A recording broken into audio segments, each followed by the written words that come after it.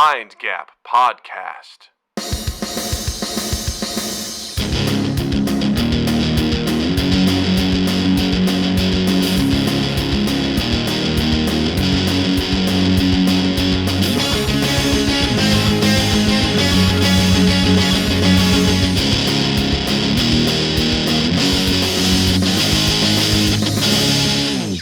Hey everybody, welcome to Mind Gap Podcast. I'm Doug. I'm Justin. And Doug, which body part do you wish you could detach and why? Ooh, detaching body parts. It'd be kind of cool to be able to detach one of your eyes and like roll it, you know, to get like another. Do you think you could still see? Like, is that like with the idea that you would be able to like still use it? Are we assuming like we're not just like a lizard here and detaching and just letting it fall, or like I mean, why would you want? Like, what would the purpose be? Like, why would you want to detach your eyeball? Well, if it's like, hey, I want to go like, you know, I want to be able to see from another angle, right? Imagine you're in the SWAT team, like, man, I just can't see what's going on. You're like, hold on, I got this. Sarge, I got this. So again, are we presuming that somehow you're still telepathically connected to your eyeball? Yeah. Okay. Yeah. Well, we're not allowed to have fun? We're not allowed to have fun here? No, we are, absolutely. But in real physics, Doug, in not stupid land, what body part?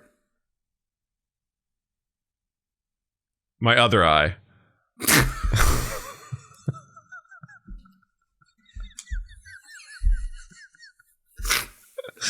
That's a perfect answer. That's a perfect answer.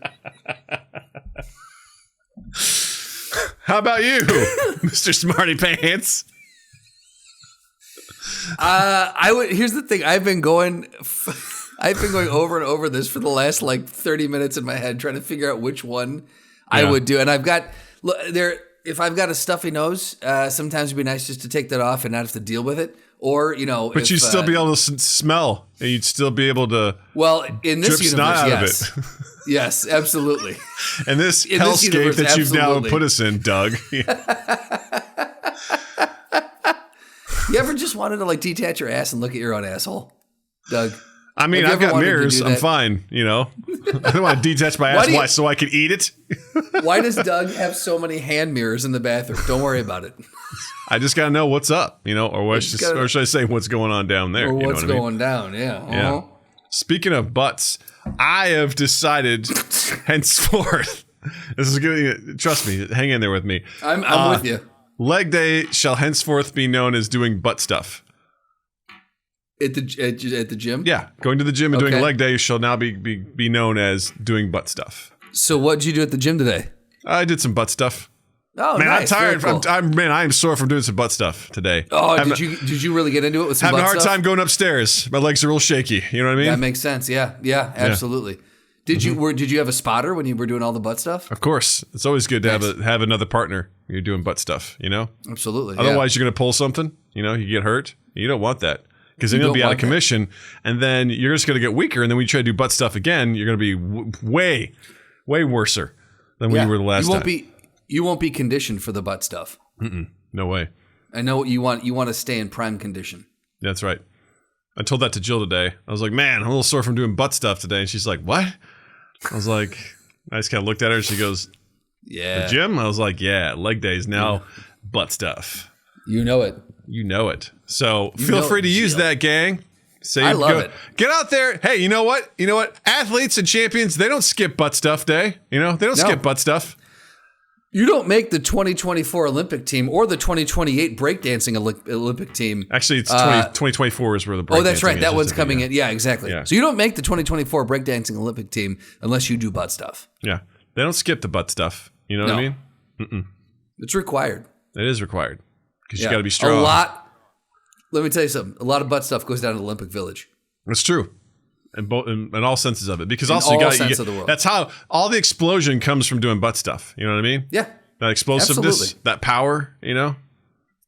The endurance. You want to explode out of your butt. That's right. Because that's where the power is. That's where the power is. The key to success is in your butt. All my power is derived from my butt. It's all from my butt. Yeah. So just want to make that announcement. In case you hear it going around, just know I'm the one that started it. That's a Mind Gap exclusive as far as I'm concerned. That's right. I'd play it, but, you know, what are you going to do? I'm going to come So there we go. Butt stuff. Butt stuff. Justin.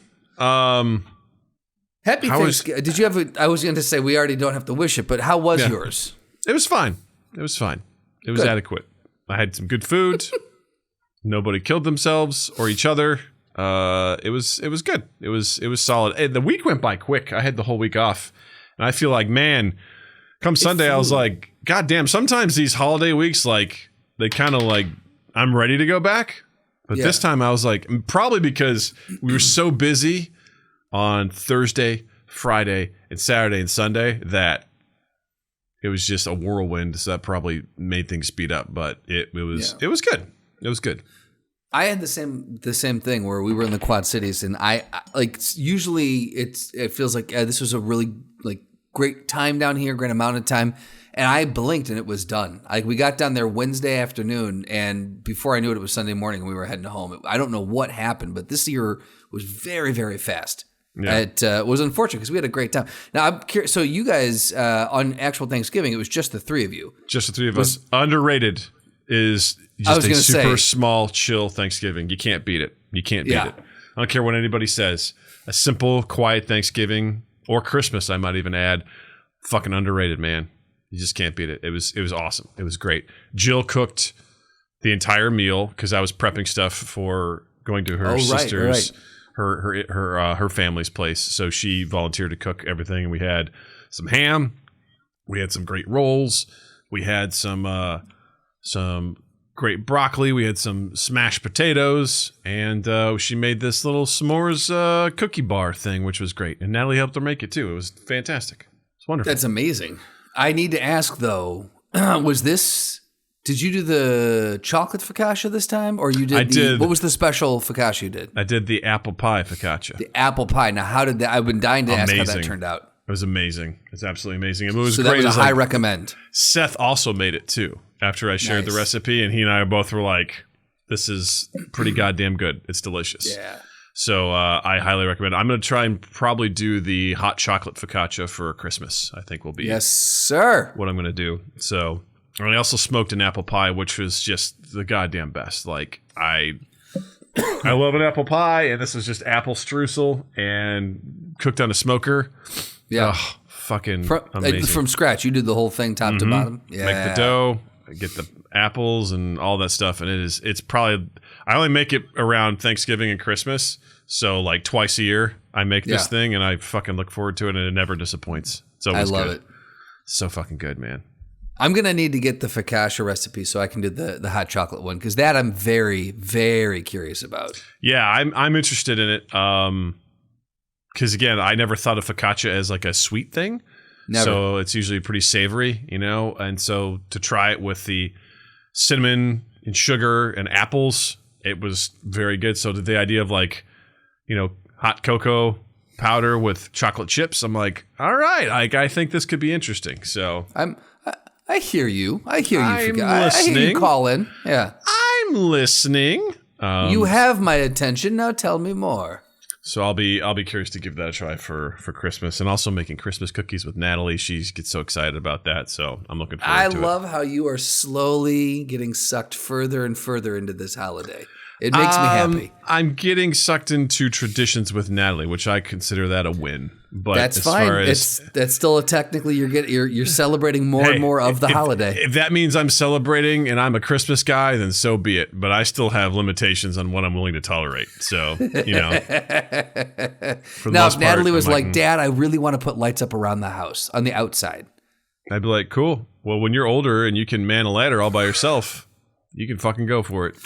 I'm not doing that." Have at it. So you not even to please her, you won't put lights up around the outside. We'll hang up lights in the living room for her. Sure, she likes that. Yeah. But I'm not doing that outside. Fuck that. But you're not gonna do a giant thing at her roof that says Jesus is the reason for the season? No. I think I'd be like, Jesus tits is what I put up there, you know? That's what I put up there. Like Jesus is like his like possessive, or just like I'm just gonna say Jesus tits. Two words. It'll be a together. Mystery. Okay. That will be mulled over for generations. We're like, what did Jesus tits mean on this man's roof? I don't know, man. Was this like Jesus comma tits? Because I didn't see a comma. There was no like, it's like Jesus tits. Like he's got, the tits are like, I don't know, man. Yeah. Someone's final words, they didn't plan out well. Like, what do you have to say? I don't know, man. Jesus tits. And then it's like they get executed, Right. It'll be thought provoking, I'm into it. I am too. I think if we can annoy, or at least draw the attention of that one neighbor you have. Yeah. Yeah.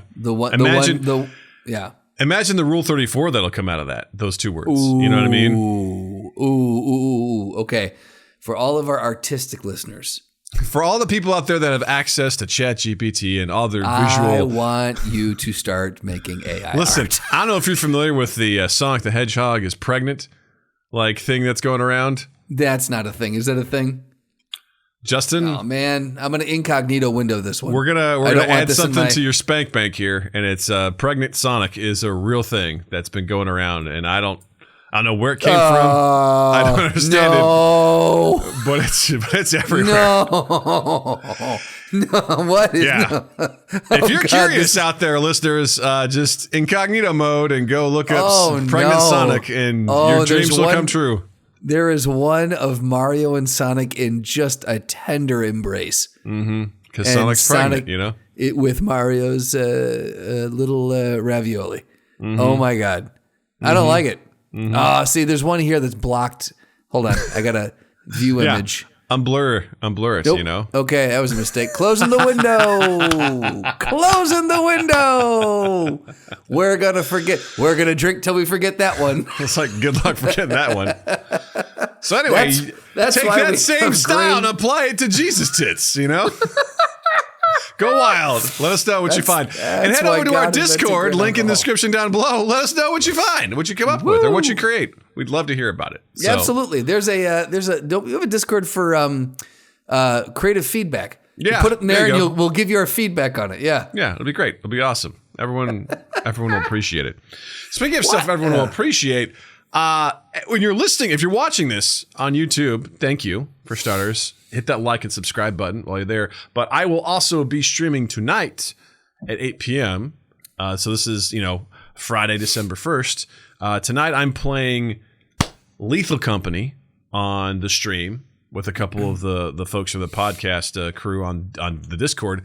If you're not familiar with Lethal Company, it's pretty viral right now on a lot of like Instagram, TikTok, and things like that. There's a ton of clips, and essentially the gist of it is you are a couple of poor, sorry-ass workers who are working for a shitty company who are sent to these different locations, and your objective is to meet these quotas by doing different things, and these places are infested with incredibly dangerous areas and also horrifying monsters. And it's going to be a real shit show, and I absolutely cannot wait to play. I've been obsessed ever since I've seen some of these clips, and I think it's going to be really fun. So join me tonight, 8 p.m. Central, right here, youtube.com/mindgappodcast. Come hang out with us. It's going to be a disaster, because I know some of the game, but I bought the game. I haven't played it. The goal is to kind of go in as blind as possible, and we'll just see what kind of shit what happens, and I think it's gonna be a mess, and it's gonna be great. It'll be a wonderful, beautiful mess. You sent me a video of it, and I am. It's a game that I would normally not like to play, but for some reason, there's an element. It's like Left 4 Dead meets Team Fortress. Mm-hmm. In a weird way. That's the only way I can describe it. It seems bonkers and silly, but at the same time, absolutely terrifying. Yeah. And I really would love to try to play this game. This looks so much fun. Because it's one of those things where I'm like, this is going to be fun to fail. Like, this isn't a game I'm going in like, all right, what's the strategy for beating this? Like, it's just going to be an absolute nightmare in all the best ways possible. And I cannot wait to play it. I've been excited all through Thanksgiving, where I'm like, I'm buying this game. It's $10 on Steam. So it's got over 86,000 overwhelmingly positive reviews, so I can't wait to try it out. So I think I love shit like this, like these super creative indie games that people come up with, and I'm like, can't wait to try it. I think this will be a real shit show. So join me tonight, 8 p.m. Central, right here. Yeah, baby. So, well, Justin, let's kick things off with something that I think is really sad in a lot of ways. And that is the Disneyland streaker who got arrested. Did you hear about this? I did not hear about it until you posted it on our list and immediately clicked on it. And I was like, what do we got going on here? Yeah. I am curious why you think it's sad. Also, well, can I say this? I think it's wonderful that whatever ad serving platform these websites are using is serving up Disney ads next. As soon as I clicked on it, I got actual advertisements for like, come visit Disney. And I think that I'm like, what a wonderfully misplaced advertisement. Yeah. But why do you think this is sad? Because I found this funny. Well, let's get to get into the meat and potatoes of it, and then we'll talk about why it's sad. Apparently, there was just a strange man who at Disneyland, and also Jared sent me a clip of pre-streaking footage of someone who was on. Because they did this and It's a Small World, which is hilarious. Yes, yeah. Of all rides, this is just one of those rides. It's like we all question why it exists because it's like a super annoying, weird ride, and it's like, why are we doing this? Yeah. And someone had posted a video. They were just filming the ride, and you see the guy just walking alongside the boats in like a little walkthrough area, and it's just really weird. First of all, the guy looks like he would totally streak. Like I don't know how to describe it, but like the dude's also got like completely zonked out. Yeah, he's got like curly hair that's kind of in a mullet. It's a little bit longer in the back. And I think he has a light mustache. And you're like, yeah, this guy totally is going to be running naked through It's a Small World. And he just walks by the boats. And you see someone kind of like peel off like, that's weird. There's not typically anyone walking through this ride. And he's just like, doodle-doodle-doo. And you see it like there's a delay. And then like the boat in front of him, you see like someone kind of stop like their body language. And they kind of turn around like, what the fuck was that? And then I see this article, and here's this guy like butt ass naked, trying to like dodge security as he's like, hey, like just running naked through. It's a Small World. Now, what makes me sad? I didn't see the naked. I didn't see the naked part. I saw the video where he was in his underwear and like sitting cross-legged in he came out of something, came through some of the little animatronics, sat down, got up, and then continued on. And it just looked like he was feeling the vibe of the entire, like this guy was tasting colors. He was on something, and yeah. He could. So I didn't see the actual. You could see the music part. You know. You could see the music. Yeah. Yeah, I saw it at the end where like he was kind of coming out of a tunnel, and he was butt naked, and the security basically got him to stop. And it was like, oh, okay. What makes me sad is this was stolen from you. This was one of your goals, was to streak through a children's entertainment, and I just gotta say, gang, let this be a wake-up call to Justin and to you. Don't sleep on your dreams, because other people are gonna get out there and do it. So you're sad for me specifically? I'm devastated that. Thank you. Because listen, it's only gonna get harder to do this now. So good luck. Look, one bad apple ruins the whole bunch. You know, I'm not gonna let this deter me. I just have to revisit my plans. I think you're probably gonna have to settle for like Six Flags. So, because I saw a roller coaster worker get beat up by a bunch of patrons, or Adventureland. You probably get away with it there. They probably wouldn't even give a shit. You know, no, they'll be like, whatever. Yeah. So, but good luck. Because I always used to joke at Disney was that they have Disney snipers that were out and about at all times. Yeah. You know, that's like, we don't let bad things happen. So snipers were sleeping on this one. They didn't get their sleep darts into the guy that quick enough, or he was just inside and they didn't know. So they kept calling the Disney snipers to make that happen. But yeah, it was. I will say it was wild. It's funny. It's funny in one sense. I do understand what you're saying. Sad for any children that was having. For me, I mean, look, we've covered me. I'm devastated by the fact that I did not get to be known for this. This guy now is going to go down as, you're going to type in Disneyland Streaker, and this is the guy that comes up now. It's not going to be me. So that's fine. Whatever. I'll deal with it. I'll talk to my therapist about it. But the kids on the ride, obviously, that's where the real bummer is, because no kid needs to see that. Take the kids out of the situation, and I think it's very funny that someone was just running around a Disney ride in their underwear, and then no underwear. That's hilarious. Yeah. By the way, I was just like, the whole thing, it's sad, was just like a precursor for me saying how your goal and life. 100%. But it is That's sad hilarious. that, like, if there were kids on the ride, like that's the big bummer of this entire story. Yeah. So if I was riding on that ride and with Natalie and a streaker came by, I'd be like, that guy's crazy. Yeah.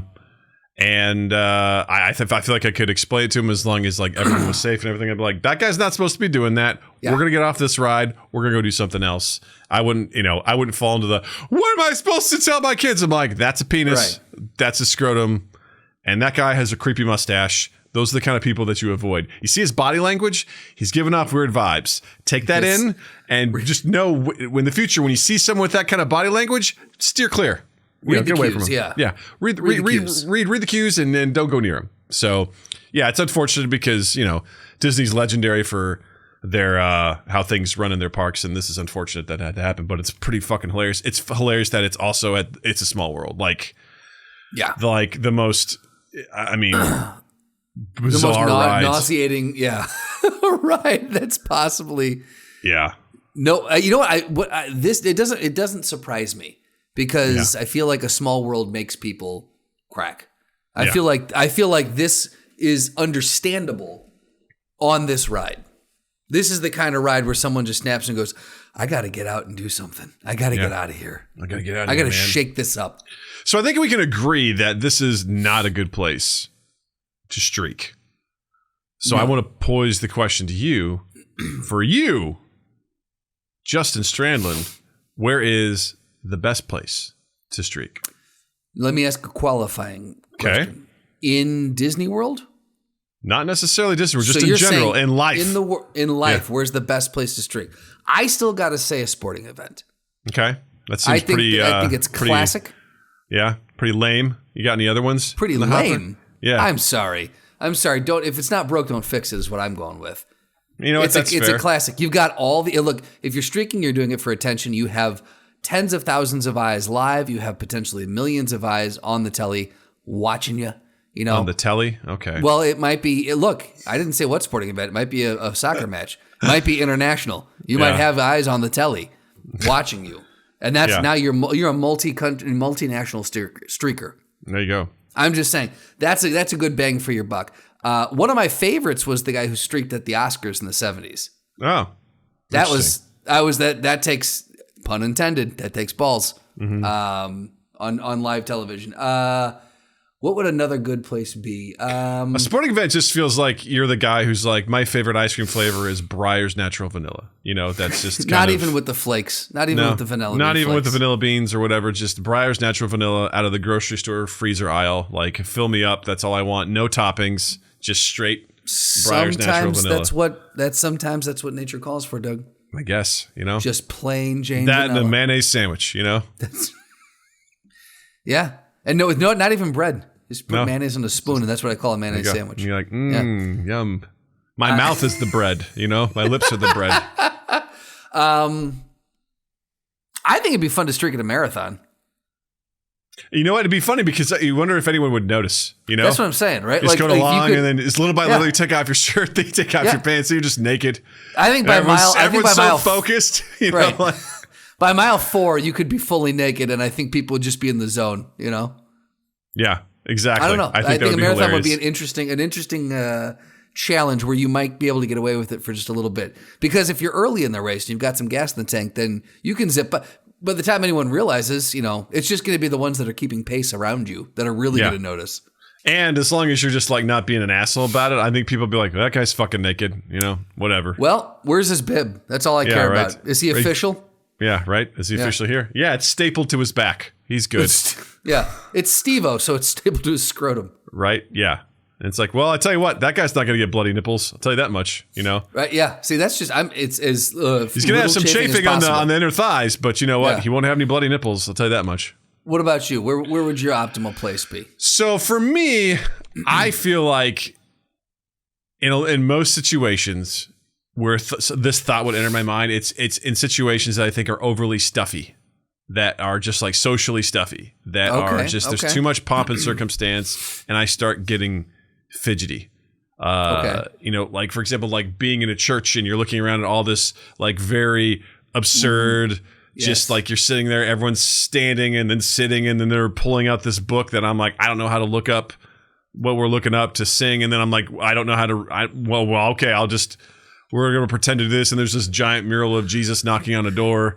I just like those situations, like all of these things that I just don't agree with, and I'm like, this whole. As someone who's just like, I didn't grow up in this place, and I'm looking around, this is fucking bonkers, and we're all sitting here. And we're just going to go through this whole routine. Like, that's when I start getting really antsy. And I'm like, I have to do something I have to be like, this is nuts. And this is the only way I can talk. I can like get through it is by being a smartass. Yeah. So now I wouldn't say necessarily in a church specifically, but that's just an example of like, there's too much nonsense going on. This has gotten too serious now. This is absurd. Everything we're doing in here is for as someone who's purely from the outside, I'm like, this is stupid. This is really stupid. I don't think we should be doing this. So I think the most appropriate place for me to do it would be at my mom's funeral, because just to prove how unserious of a person she was, I would just be up there giving her very charismatic eulogy, just butt ass naked, and just being like, yeah, she's dead. Is anyone here really surprised? Is anyone here? Who's here? Who even shows up? I don't even know at this point. Jesus Christ. And anyone does, I'd be like, I mean, you're here out of obligation, right? Because I am. She so guilted you into this. Right? Like, I mean, come on. She burned a bridge with you. Or she nuked the bridge. Am I right? Am I right? I mean, come on. What are we talking about here?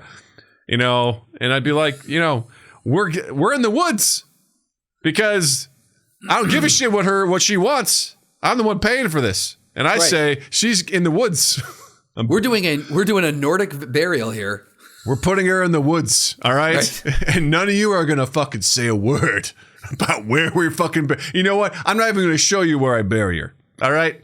But I'm nude giving this eulogy, and then they're gonna take her fun casket, her fun box, and we're gonna wheel it out here somewhere, and fun box. And I'm gonna draw a map, and I'm gonna hide the map somewhere. And some of you can figure out the riddles. You can figure out where this bitch is buried. All right, and just remember, it's Naked Doug that told you all the information. So what's the prize if they find her? Do they get to keep her? If they want to, they can try to resurrect her, I guess, if that's a possibility, Okay. Will there be instructions provided for rituals? I mean, yeah, absolutely. But what they don't know is that they're probably not going to roll high enough, or they're not even going to consider to check for traps. And that fun box is going to be trapped. So that's rookie mistakes. All of these people, rookie mistakes. They're going to try to unlock and open it up, and then a fireball is going to go off and explode and kill everybody. So what you should do you should host it. No one that she knows. You should just invite a nudist club. There we go. And just have her, and something that you knew you would make her absolutely uncomfortable. Yeah. Absolutely. And just have all strangers that were just kind of completely naked, just paying homage to her. You know what I would do? I would feed her to her cats. That's what I would do. Well, that'll probably happen. I'll just feed her to her cats and be like, this is what you wanted. This is what you deserve. Feed the beasts. Feed the beasts. Yeah. See, the thing is, though, I feel like that'd be honoring her. Or how about this? I streak through a zoo, right? Unfortunate because there's probably kids there, and then I chuck her body into like the tiger pen. Ooh, now we're talking. Yes, okay. There's a naked guy, and he's carrying a body. Did he just throw the body into the tiger pen? Just throwing it over and splash. And the tiger's just like, what the fuck? And I'm like, dinner. And then I get tackled. Bye, Ma. Like, why are you doing this? It was in her will. I don't know, man. Why are you naked? It was in her will. I don't know what to tell you. She's crazy. Listen, I'm just I'm giving her the honor that she asked for, I'm carrying out the last will and testament of this woman. Cut to later on, they're like, so it said here she wanted to be cremated. I'm like, that's what cremation is, right? Like... I didn't read that. I just took a best guess. Yeah. I thought cremation is like when you get shit out by a tiger. That's what I thought it was. You come out all creamy in the creamy shits, That's, a very, very unlike corn. Yes, exactly. Not corn-like at all. That's right. Very, Corn together, strong. Chris Cochran, very not corn-like. No, if there's one thing she's not, it's corn-like, you know? It's corn-like. For some reason, the band Korn just popped in my head, and that's all I could think of was like, twist. Twist. So, of course, now that has to be playing at your mom's funeral. I'd be like, let's bring it in for this song. Because also, how weird is that, right? If funerals are like, we're going to play a song now. We're going to play a soundtrack. We're all going to stop and listen to this song together. We're gonna pause the show to listen to a song. The show, right? Because that's what it is, right? It's a show. Yeah, you know, it's a show. Yeah. Can we bring the house lights up? We're gonna listen to this song, guys. Need to see your faces to make sure you're all paying attention as we listen to this very specific song that this person had requested to play. You know. See, now all I have it was the image of you running naked with your mom's corpse slung over your shoulder with just blaring in the background. Just slow motion like, running. Just anime style where it's just like the streaks and you're just... I'm like... That's amazing. I do some like animated thing where like... As I like shot put her into the tiger pen. Yeah. Oh my God, man, she's gonna have a great funeral. Can I be there for that? I would like to celebrate her. I'll say this: it'll be fucking memorable. You know, it'll be a memorable moment. Absolutely, yeah, absolutely. Yeah, it'll make the news just like she wanted. Just like she wanted, and all the right ways. So, you know, some people might say that's bad advice. You know, to do something like that. You remain unchallenged. I am undefeated. I would lick the undefeated. There it is. So, yeah. Heading into our next topic. Justin, you found this cool website. I forgot that was our transition music now. Yeah. I can't remember what prompted this, but I think it was maybe a question that I came across, or basically is what piece of advice didn't age well? What piece of advice did you get when you were younger that did not age well? And so quick little Google search brought up a Bored Panda article, 30 pieces of advice that didn't age well according to folks in this online group. And some of these are more specific to scenarios or to individuals. Some of them are kind of random, more general topics that you might have heard. One of them is one of the more funny ones that I came across was 20 years ago. Don't meet up with people you met on the internet, and don't get in cars with strangers. Today, get into the car with a stranger that you summoned to your house using the internet. Yeah, didn't quite age well. It's amazing to see where things have kind of come forward. But there's a couple other ones on here that in kind of reading through these, everyone needs a college degree. I don't think that there's one on the list that is a better summary of just something that didn't age well, because we've talked about this before. Mm-hmm. College is, if you want to go to college, that's great. Certain things you need to go to college for. Strong disagree that college is required. That was probably at a time where the market wasn't flooded like it is today, back when having a college degree like really meant something. Like if you watched any other movies, like, hey, college boy, look who it is. Hey, this guy went to fucking college. Hey, like it was a big fucking deal. Yeah. When people went to college. And now it's just sort of a check the box. It's like, did you go to college? Great. We don't give a shit what you majored in. We just need to make sure that you made it through this and got this bachelor's degree, which I have complicated feelings on it because I thoroughly enjoyed college. I felt like it prepared me well for what I want to do, but that doesn't mean that's for everybody, and that's okay. I don't like the stigma that comes along with someone that's like, I didn't go to college, and people look at them like, huh, so you stupid or something? It's like, no. Yeah. You don't fucking have to do that. You really don't. And it's cool if you don't, because it's fine. But at the end of the day, find what you want to do and go fucking do it. And if that involves going to college, great. And if it doesn't, great. Be happy. Success is not universally defined.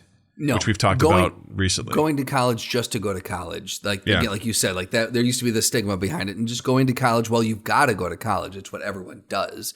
Is such a fucking outdated model now. I have wild respect for the people who take a gap year, a gap 2 years, who join the workforce, have figured things, and then they're like, now I have a better idea. You know, you and I have talked about this in previous episodes. We've talked about where we think it should be required, where you take a gap year or two, join the workforce, or 5. And don't go to college till you're 25, or 22, 24. When people are normally getting out, that's when you should go, because you've had the chance to just begin to kind of scratch the surface of finding yourself, figuring out what it is you like, where you might want to go, where you might want to live, what you might want to do. And then you go to college instead of wasting your money on going, I guess I'll just get a business degree. Yeah. Just a general degree. That doesn't make any sense to me. I'd say from a social standpoint, there's nothing like going to college where it's such a unique experience where it's like you are away from home. Sure. And everyone is in the exact same dynamic that you are. It's so rare. That's special. It's so special. You really can't replace that freshman year living on a floor of people as a freshman, meeting people, making these connections, experiencing something like that was a magical year for me. I didn't know anyone at fucking school. And that was by design. I'm like, fuck everyone, I'm out of here. I didn't know a goddamn person, and I met a whole bunch of different people. I had this wonderful experience, and I will never get that again. That is, you cannot replicate that. And that's the only downside about taking time is like, if you're like, I'm 25 and I'm a freshman, it's like, everyone else here is 18, 19 years old. And sometimes it's kind of hard, but I think it's becoming more the norm now where you see more of that, where people are coming in later. Yeah. And that's totally okay. I would say it's a small downside of doing that. Absolutely. Now, on the converse, I never got that freshman year. I went to a junior college, lived with my dad in the Quad Cities, and that in and of itself was fantastic. And I met, friends in the Quad Cities while I was down there, but I never had the experience of being away from home, of like being on the, this floor of a dorm, and just being like, all right, we're in it now. We got to figure out how to live because we're away from home. I didn't get that until junior year of college, and by that time I had I was already on track to do what I wanted to do, or to on track to get my major and like kind of specializing in classes. I moved in with people I already knew. I had known from high school who were in Chicago, so I never really got that true campus quad college experience, and I do regret that. Like there's a part of me that misses that. I'm also very glad I got to go to college like in the city, which was a whole nother experience. I actually got to live in an apartment my junior year, like in downtown Chicago. So there was a whole nother thing. So I do think that if more people started to go the way of taking that gap year, I think you would just get this hodgepodge of, and again, what an interesting way to go about it. If you get, there's some people who are 18, there's some who are 25, there's some who are, I think that would be a very interesting mix. It might make college a little bit more dynamic for people. Sure. It might help the younger people to have those older people. They're both freshmen, but some have had a life experience. Yeah. And now they get to come in and impart that. Great way to learn. Great way to learn from people. I hate how much you and I were close in proximity and didn't know it. It's bizarre. It's absolutely bizarre. It pisses me off because I was in the Quad Cities the same time you were in the Quad Cities. Right. And then randomly. And then you junior year, you moved to Chicago. And then when I graduated, I moved to Chicago, and I was going to the same fucking school you just graduated to but I was going for grad school. Yeah. And I was just like, I guess it was, inevitable that you and I were going to cross paths at some point. It's just weird that it happened at a job.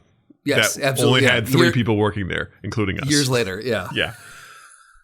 It seems improbable, but there's somewhere it was written in the stars that it was supposed to happen. Yeah, I was just like, when you're like, I was in the Quad Cities. I'm like, so was I, and I didn't know you were there. This is bullshit.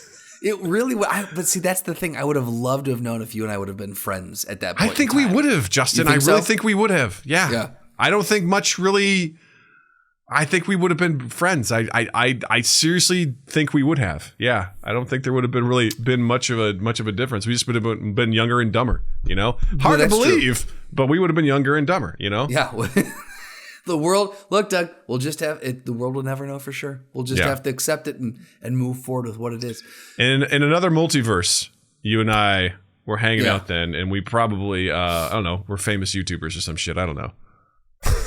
Here's the only other thing I'll say is imagine if you and I had started this that much earlier. If somehow, and we got on board before podcast really became podcast, and we were at the ground level radio, of this. I was into radio. I was into music. Things could have gone a very different direction. Had Just that saying, happened. man. And not only that, like if you would have met me like back then too, like Practical Doug has pretty much taken the reins, but I was much more open to just about anything. Like you and I, like we would have fed each other our creative juices, and it would have been disaster in a good way. I had a friend at that time, Steve, and he was very much of our just dumb mindset, like how we are just completely done with each other. Mm-hmm. And I've told a few stories of my antics with him on this on the podcast when I tried to steal the fire hydrant. Ah, yes. When we broke into where we worked and covered the walls with paintball. Right. You know, paintballs.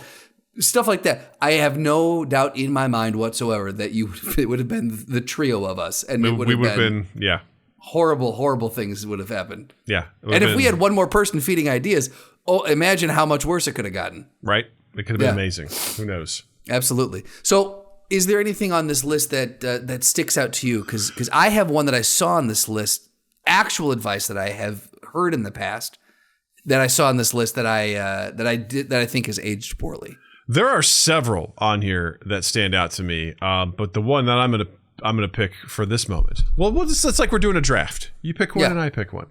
I like this one that says, to this day, my mom believes the way to apply for any job is to walk in and hand your future boss your paper resume, whether or not they're actively hiring.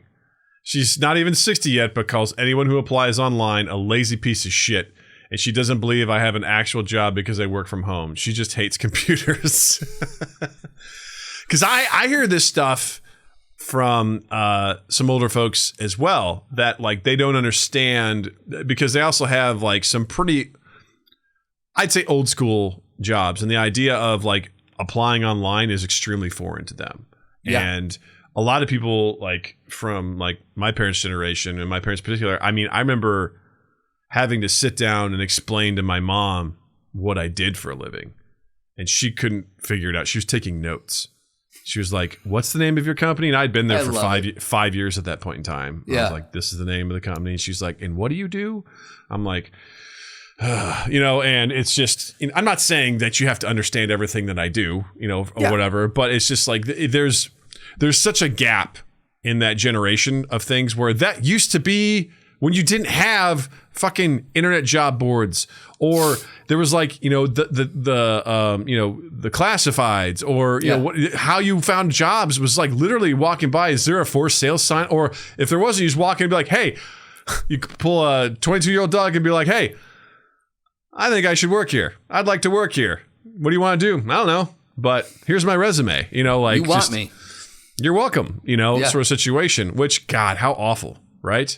Oh God, I can't. I would love to have just been, because imagine you at your age now having someone like that walk in. What would your reaction be to that? Well, not only that. Well, Practical Doug just goes into overdrive here. It's bad for everybody because talk about taking a risk on a first round draft pick. Like, this person's like, "Hi, I'd like to work here." I'm like, you obviously live close by, so this is necessity but via like zip code. Your talent pool would be so like limited, and you would just have to really be like just taking a chance. Like, what do you do for references? Well, I'm not big on references. It's like, what do you got to do to find out? There's like employment history and stuff like that. I mean, that was just wild to be like, hey, there you go, man. What do you think? Just call me when you're ready. You call me when you're ready to see some success. And it's like, that's how you got resumes. That's how you got job applicants. It's like, what the fuck? Like, no wonder you had horror stories of people being like, this asshole didn't even know how to count money. It's like, it's wild. It's wild shit. So I understand the perspective of this guy's mom of like, you need to physically go there and give them a presence of who you are and whatever. But I'm like, that's what the interview process is for, you know? Yeah. I do miss there are stories, I have heard people tell of stories from back in the day of what, my brother and I hopped on a motorcycle and we kind of took off until we ran out of money. We stopped at a town, found a job as like a short order cooks, kind of banked up money for like a month, jumped back on our bikes and headed out. Being able to kind of find work, ad hoc work, and all the rigmarole having been pared back. Like there's so much, like you said, that goes into it now. There's references and there's, you've got to fill out all the paperwork and there's Social Security and there's like all these things that you've got to do and account for. I do think it would have been very cool to have experienced a time where you could have just drifted into a town, found work for a little while, and then popped back out. There's something that's kind of, I don't know, there's exciting or romantic about that to me. That sounds insane to me. Like, because I've never even considered that or experienced that. The idea I've of never just being experienced it, but you've heard people talk about this, of right? course. I mean, that was like, I don't know. Yeah. Like imagine that was most like what pre-1900s, like people would just wander into town, like even in the 70s, I think it was Jeffrey Dean Morgan or someone who rode bikes. They were talking, it was Norman Reedus who was talking about how he and his brother did a motorcycle trip and they would just they would go until they ran out of cash, whatever town they were in, they would find a job washing dishes or short order cooking and they would make some money, get some money in their pocket, and take off again. That's wild. It's just bonkers to me. But I think it's such anxiety, cool. and I don't know why. Because really? it's all under the table shit, man. There's no taxes. Yeah. None of that shit is like legit. That is just like that's some wild shit, man. Just to be like, hey, who needs a quick, I don't know. And it's like those are high turnover jobs or anything that they're doing anyway, like it's nothing, like I was the bank manager for a month and then I quit, like. Or you see in the movies where they walked in, like they get the help wanted sign, someone walks in and pulls the sign out of the window and you're just like, it's never that easy. No, it's not that easy. But I do appreciate, like, I understand where this guy's mom's coming from, but it's a whole different universe. In fact, employers prefer that you apply online. I think. Oh, yeah. The people that, even when I was at the hotel and people were like, hey, I'd like to fill out an application. I'm like, get the fuck out of here. No, that's not how this works. Like, I don't know what, just a random person just walks by like, I'd like to fill out an application. I'm like, cool. And when you're done, it's going to go in the garbage. Yeah, I'll file this right here. What was that sound? That was the filing sound. That was the filing sound, yeah. Sounds like a shredder, but it's the filing sound. It's not. Yeah. It's a pneumatic tube that takes it to the manager's And for the office. record, I did that to the people who were obviously not going to be getting a job, who just wanted to go and do drugs in the bathroom. They needed an excuse to go do drugs in the bathroom while they were filling out an application. If you're listening to this, I'm using air quotes as they're filling out an application. Yeah. I had a guy come in that just looked like he was on a bender, and he's like, hey, man, you got an application? And it was like 9 o'clock at night, and I was like, yeah, sure, here you go. He's like, cool, man, where's the bathroom? I was like, My coworker goes, hey, man, don't do that. Like, tell them they have to come back during business hours because that guy is not applying for a job. He just needs a place to do drugs. You got a pen? You would do that too. Yeah, you got a pen where everything comes out. It's just a plastic tube. Could really use that, man. Well, yeah, but why? It's the way I do things. Calligraphy. You're gonna love it. I promise it's gonna blow your mind. Oh, Hold on. I gotta go. I'm constipated. I can draw a butterfly. I can draw a butterfly. You like Rorschach paintings? I'm a master. They call me Rorschach. I invented them. When I'm done in that bathroom, it's going to look like Jackson Pollock was in there. I don't like anything about that, promise, sir. No, it'll be great. You can frame it. And he just runs off. He's going to frame it. Who was he yelling to? I don't know. I don't know what's happening. I wish again, because I think you were when I was at 2 East 8th, I think you were working at the hotel at that time, and I would walk by it all the time. My buddy lived at 1212, and we would walk down Michigan Avenue right past there. And if we had just gone into this random hotel and just at the right shift, hey, do you want to be friends to the guy behind the desk? Imagine what we could have done. No, how many times is it possible we would have crossed paths? Maybe when I was trying to get a cab or something for somebody, and I was outside, absolutely. We probably did. We walked from 8th Street down to 12th Street all the fucking time. Mm-hmm. Yeah. It was amazing. Yeah. I speaking of like walking into when just graduated from Columbia. My degree is in radio broadcasting. And so I was like, oh, I'll tell you what, I feel like I'm pretty confident. I feel like I'm good enough. I'm just going to go take my, I had folders with my resume, with letters of recommendation, with a cover letter, and with a CD of my demo, my air check, and a business card stapled to the inside. I took that in and I had a stack of these things. And on the front, I had stickers for each radio station, who the producer was. And I would walk into the radio stations and I would say, hi, I'd like to drop this off for, and I'd have the producer's name, like the morning show or whoever the main air producer was over there. And I just look back at that and how absolutely that was never going to work.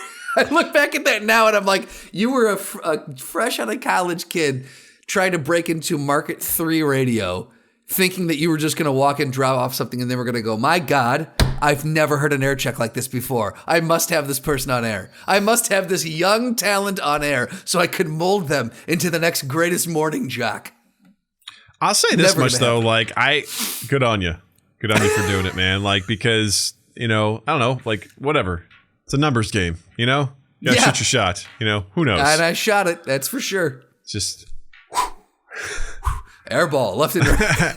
Airball. No, I'm happy that you did it, man. All right, what's another piece of advice? It was a different time. So number 18, work hard and you'll go places. Live comfortably with a successful career that will cover everything you want in life, or at least let you live comfortably. So I have been told, well, at least it's a job that gives you benefits, or at least it's a job that at least you've got this, that, or the other thing, And I'm like, yes, but it is sucking my will to live at the same time. And as I was growing up, I always heard about pensions. And pensions can be a wonderful thing. Pensions were the norm at a certain point in time, and they still exist in certain jobs. Certain union jobs still have pensions that you pay into.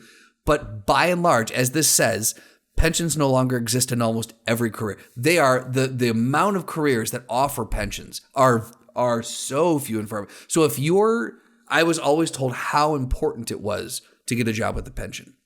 And I look at that now and I look at how limiting that is in the job market. If you're just going for that, you've got this narrow range of things that you can possibly do. And depending on how legislation goes and how pensions aren't necessarily guaranteed. They are, but things can happen to those pensions. And I think the idea of that was very, very of its time. That advice was very of its time. And I just think that that's something that it is quickly becoming of a bygone era. If it's not also already there yet. It was a lifestyle where you stayed at one place for your entire career. Which is extremely rare now. People just don't do that anymore. And the idea is great, I'm locked in for the next 30 years. Yeah. to earn my pension.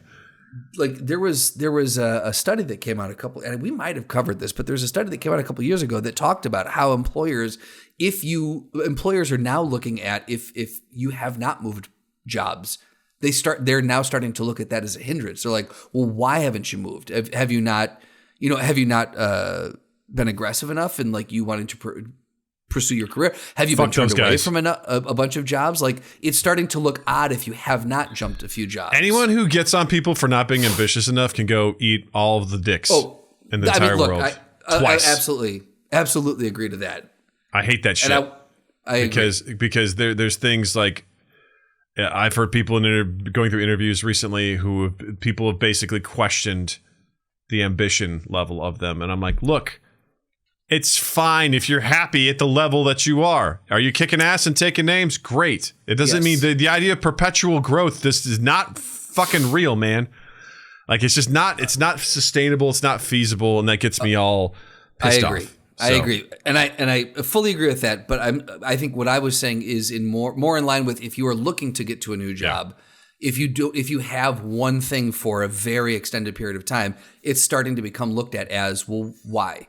Instead of oh, good, you're loyal. Now it's being looked at as, well, what happened here? Why why the stagnation in your in moving around or in your job trajectory.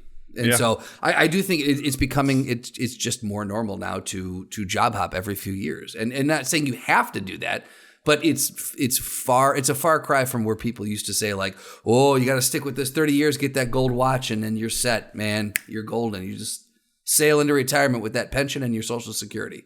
Yeah, it's more financially beneficial to go like move around because you just unfortunately companies don't keep up with the market and they don't keep people where they should be so they can get better pay switching jobs, which is terrible for everybody. So yes, absolutely, yeah. But I just think that whole thing where stay in the place, get the pension, do this, do that. That is definitely advice from a bygone era.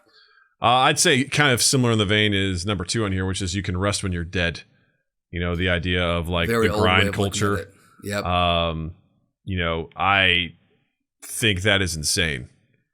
And it still exists today in its own way. Like you hear people that like there's the verbiage has changed. That's like always be hustling, always be grinding, right? Always be doing that. And I was like, no. And they're like, oh, you're not always grinding, then you must be a beta. It's like, no.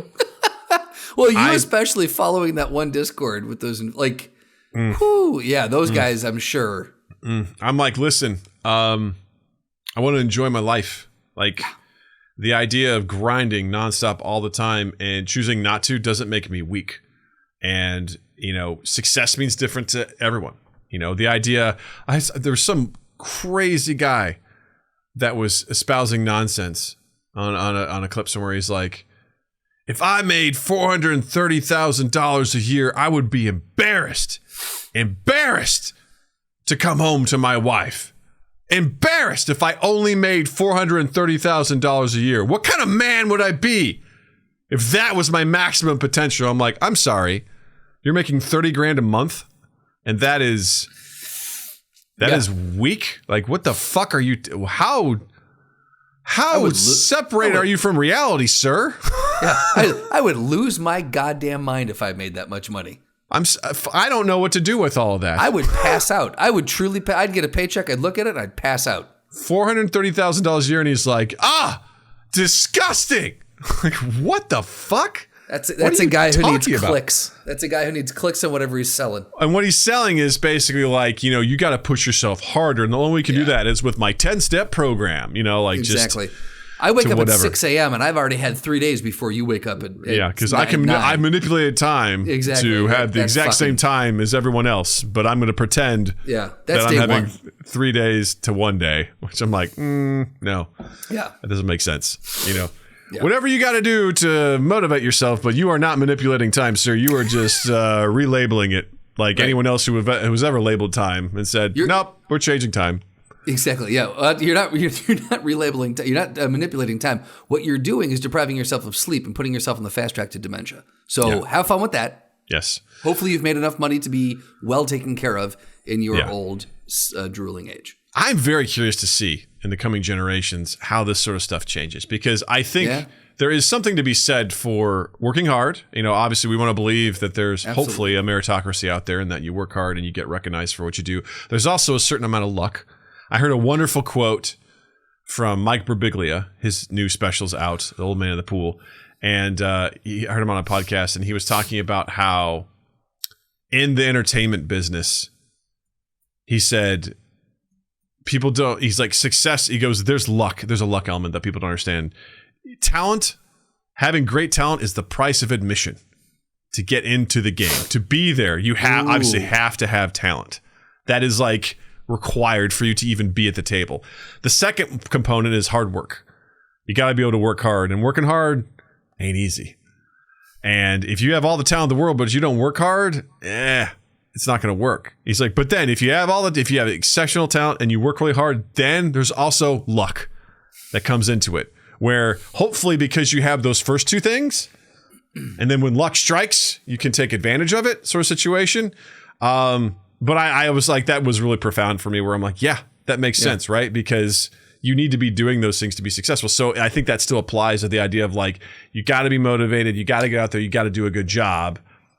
But I think now what we've all realized is we can also step away and enjoy our fucking lives because we don't live to work. We work while we live. And that is something that I think a lot of corporate America and corporate world is not liking right now, which we've already talked about in previous episodes. And I think it's worth, at least touching on it again, because I do wonder, because right now that movement has started. That the collective hive mind it's starting to buzz with that thought, and it's starting to ripple through. I will be curious to see how long it takes, how many years, how many generations it takes for that to actually apply, because obviously capitalism is a very large ship that takes it takes a long time to turn it in a new direction. And I just look at my 9 to 5, and it was same as everyone else. Like it was, well, we're remote. Oops, now we're coming back to a hybrid model. And it's someone had brought up in an all hands meeting. They questioned because there was someone did the 4-day. There was a company did a 4-day work week study over in Europe, and it was just amazing results. This and this and this, and someone brought that up, and they were like, "That's just not something we'll ever entertain. Hard stop." And I was like, "Yes, until you start to lose talent, and you start to, like, how much talent does a company have to lose before they start going, okay, let's try something radical?" They have to do. They have to go to the math guy. There's one math guy in these organizations that says this is the line, and once we cross this line, then we make we it's like Fight Club, where they're like, he's doing the math of what it takes to actually do a recall versus we'll just do settlements, because at some point it's going to make more financial sense to do one or the other, Sure. So that's the thing, is they need to have enough pressure, and there has to be enough financial incentive for them to do one thing or the other. And it's unfortunate because it doesn't always mean that it's for the best interest of human beings. Yeah. And that sucks. Yeah. You got another one? I got one. Some of these. Oh, you do? Okay. Mm-hmm. Is it the take your money and put it into a high interest savings account? No. But that's actually, I'm glad you brought that one up. What's it say? Go read it real quick. Sure thing. I should be getting 0.5 interest or 0.8 interest on that.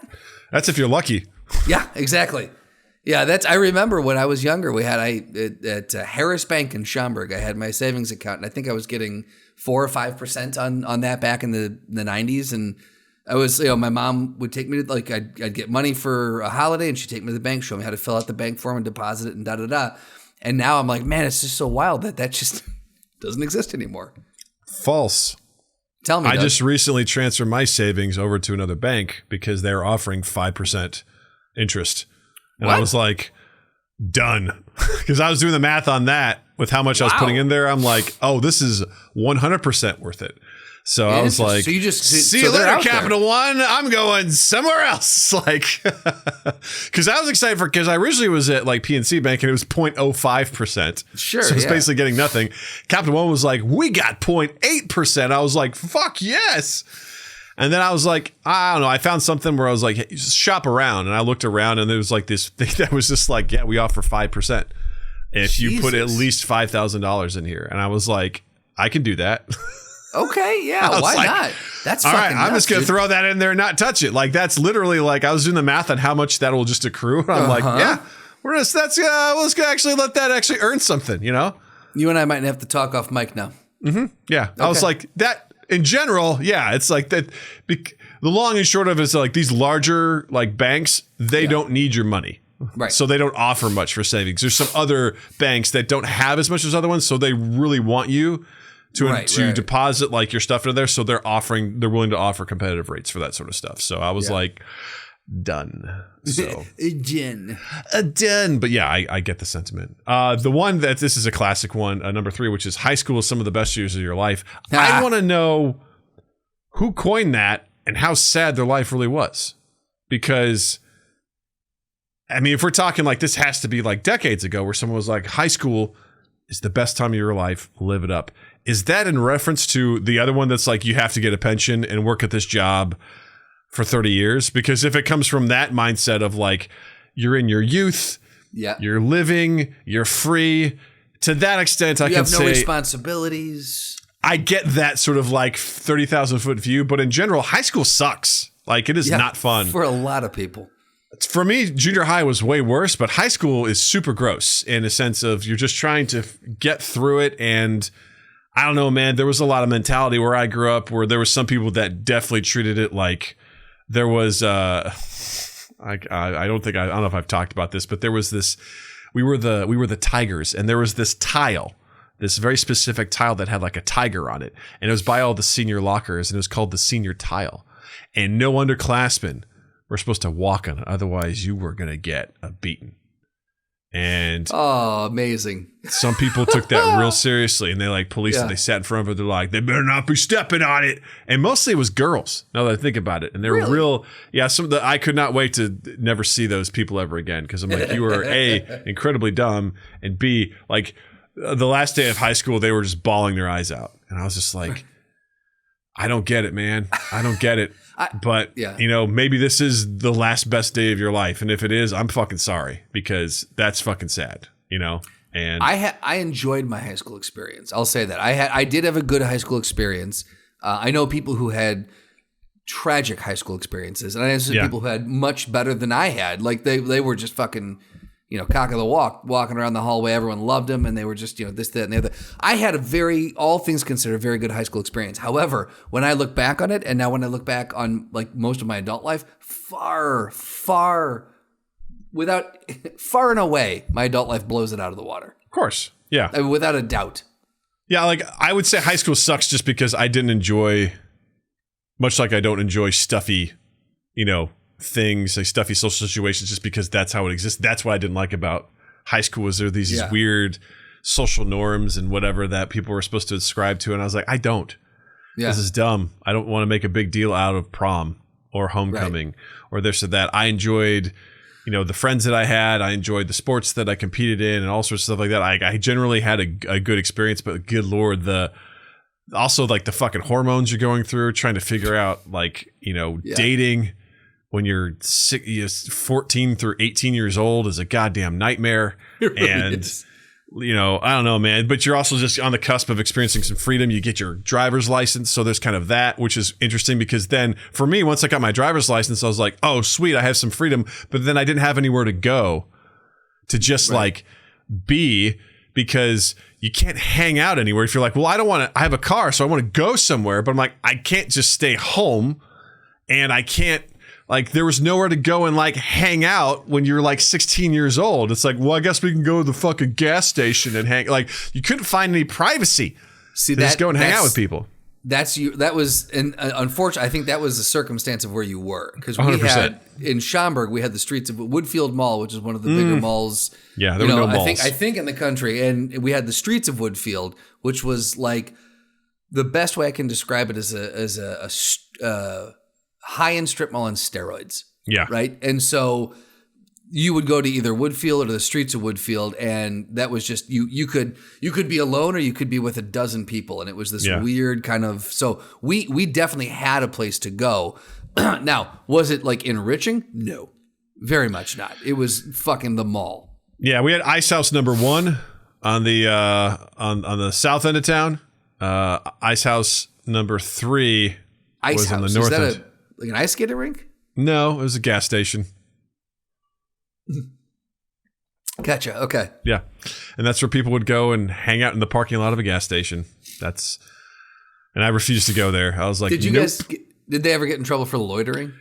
I mean, if shit got stirred up, felt like it was like in the 1950s, and you're at some sort of like, place. That's Kids what it felt had like. Cigarettes rolled up in their white t-shirts. They were like, let's go to Ice House. And that was like a part of the main strip you drive by, and you'd be like, who's over at Ice House? It's like, oh, look at that. I just got a new set of white wall tires for my Thunderbird. I'm going to drive it on by the Ice House. I remember my buddy Luke and I, like, we were in his car. He put in some Ave Maria opera music. He cranked it to the tits, and we drove by slowly, both of us singing in falsetto Ave Maria to the people. As just slowly went by, and we were just singing Ave Maria. It was one of my fondest memories. I love because we were so like, much. These guys are so dumb. Let's do something really dumb too. Let's sing them Ave Maria, and it was like the best. I'm surprised you didn't get chased down the road in a pickup truck. They're like, I don't know what those those ladies were singing about, but it was fucking beautiful, you know? It stirred something in my soul. Some birds weren't meant to be caged, you know? Just they stare off into the moonlight of the night. Yeah. That's a very, I'd say this, it's a very practical approach to trolling some of those kids who are loitering. I would agree. You got the questions, we got the answers. All you do is ask. Practical, practical, practical, practical, practical, practical, practical. Ask Practical Doug. He's pulling his cock out! I was excited to see what it's Allegedly.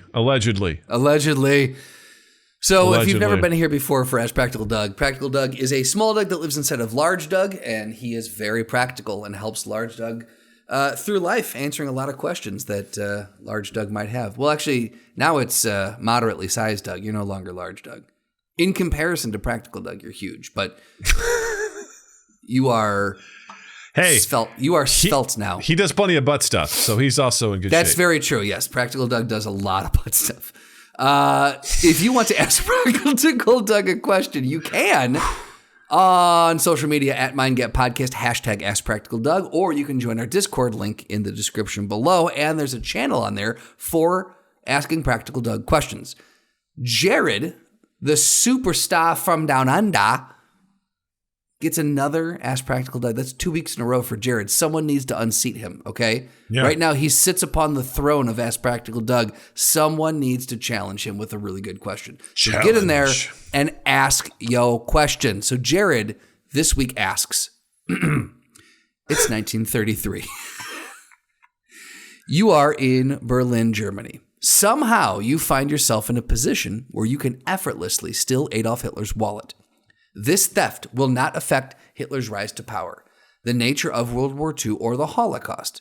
There is no important identification in the wallet, but the act will cost Hitler 40, is it Reichmarks? Reichmarks, and completely ruin his evening. I purposely didn't want to read this before because I wanted to be entertained as I read it. You do not need the money. The odds that you will be caught committing this crime are less than 2%. Are you ethically obligated to steal Hitler's wallet, Doug? No, you're not. Like, I don't know what the ethically part comes in, but because Hitler's a bad guy, I'm obligated to steal his wallet? Like, that doesn't make any sense. No, absolutely not. Would it be funny? Absolutely. Especially if it's like... Ava, I cannot pay for dinner tonight. I look like such an asshole. We must dine and dash. We must ask one of my other top men to pay for the dinner. Do you accept credit? You know who I am. You know what I'll do if I don't get what I want.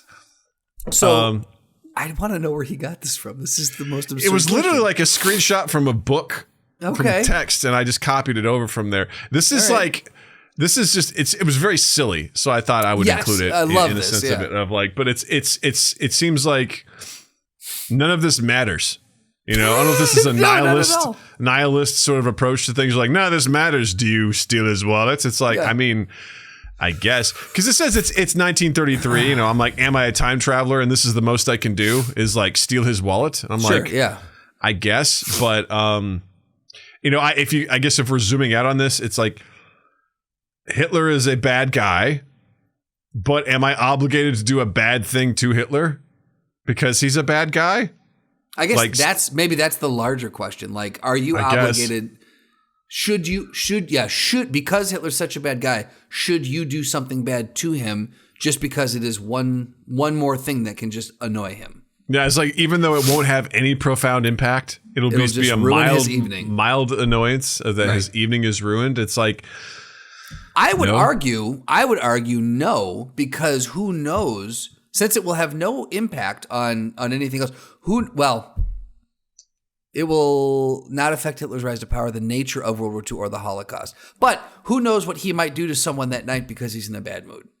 You actually might be causing some random person more suffering because you've done this. Right. And you're not changing anything. And you're not changing the overall outcome. You might be just pissing him off more that night, and he might go out and do just some heinous act to some random person, one extra random person that he wouldn't have otherwise. So I would say no. I would say if you've got this ability, kill him.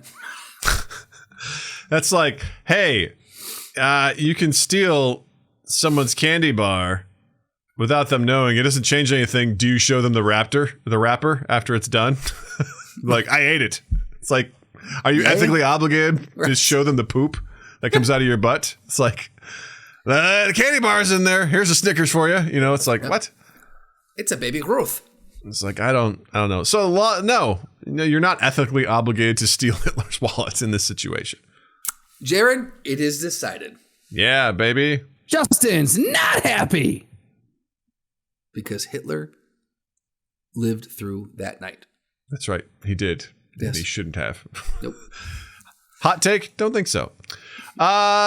Justin, what do you got to recommend this week? So I'm going to recommend something. Doug, I want you to plug your ears as I recommend this. But this is only, there's a big asterisk next to this. This is only if you have children and or you like Christmas movies in the vein of like Jingle All the Way, the Santa Claus, that kind of just fun, goofy Christmas movies. One to add to the list is The Christmas Chronicles. It came out on Netflix in 2018, and it stars Kurt Russell, Goldie Hawn, and other people that you don't need to know. Some of them you might be like, oh, that person, and then pause the movie, look them up on IMDb, and be like, oh, okay, and then hit play again. That's what I did. But yeah, I would say I enjoyed this movie more than I thought I would. When we were in the Quad Cities, we were like, well, what movie should we put on? And this one was suggested, and I was like, okay. And by the end, I was like, you know what? That was fun. Like, wasn't a great movie, but it was fun. It's PG. It's a comedy adventure movie around the holidays. So if you have kids and you're looking for something to just kind of distract or kill some time with one night, having a little family night, put on The Christmas Chronicles. Not going to change your life, but you might get entertained. Fair enough. There you go. Doug, what do you got? It took me a while, but I finally got to it. Andor on Disney Plus. I was hesitant to watch this show because I had seen Rogue One, which was a prequel to Episode 4, and I was like, "Oh, this is a prequel to Episode 4." Got it. Don't think I need to watch this show at all.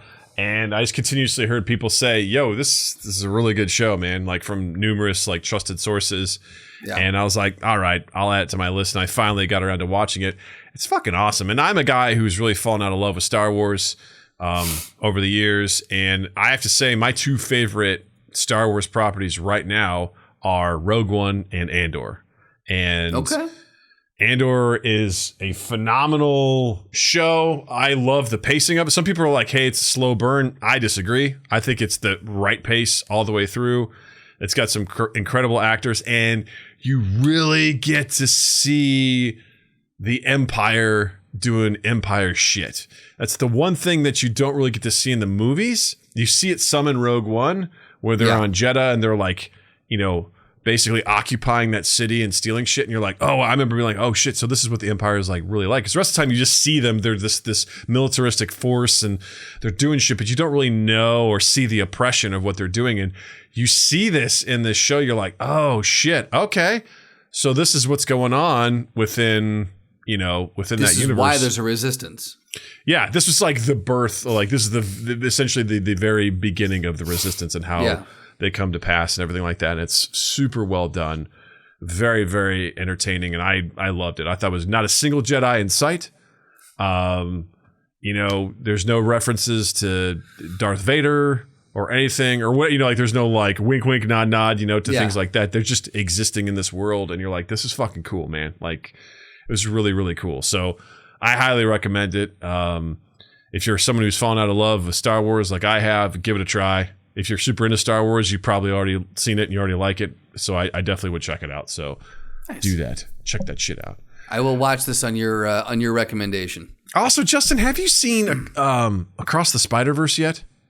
No, Justin, it's on Netflix. I know it is. I know. I put it on my queue on Netflix. Please watch that. I just rewatched it last week on break. It's such a good fucking movie, man. Okay. And I want to talk to you about it, man. I just want to talk to you about it. And I think it'd be really cool if you could do me that solid. And then when you're done with that, watch Arcane. Okay? Do that for me. Will you do that for me? Doug, I promise you I will watch Spider-Verse. Thank you. And then Arcane. And then when you're done with that, just Midnight Mass. That would be great. You're going through a tunnel, Doug. I can't. Sorry, man. I'm busy doing butt stuff. I can't. You're going through a tunnel. Sorry, Doug, you're going through a tunnel. I'm not going anywhere. You're going through a tunnel. I can't hear you. Yeah. I can't hear you at all. You're breaking up. Well, gang, thanks so much for hanging out with us. As always, be sure to, if you're watching this, hit the like button, hit the subscribe button, check the description for links to our Discord, to our merch, to our Patreon, and follow us on all our social medias at MindGap Podcast. And remember, tonight, December 1st, 8 p.m. Central, I will be streaming Lethal Company right here, youtube.com/MindGap Podcast. Come hang out. Come watch the shit show. It's going to be fun. And be sure to check out Justin online as well. On Instagram at Justin_Michael, spelled Mikel. It's the fun way of spelling it. And while you're in the online realm, any platform where you can find and consume quality podcast, you can find and consume us. Make sure that you like, share, subscribe, rate, review, all the things we ask you to do every time. The big one is sharing because it's caring. Tell someone that we exist. It means a lot to us. And it's very little effort on your part. Then TwoEastEighth.com and TwoEastEighth on all social media. And loveanimprovfilm.com, loveanimprovfilm on Instagram. Hell yeah. So with that, we'll say, Justin, thank you. Douglas, thank you. Listeners and viewers, thank you. And you all have a dandy fucking week. Mind Gap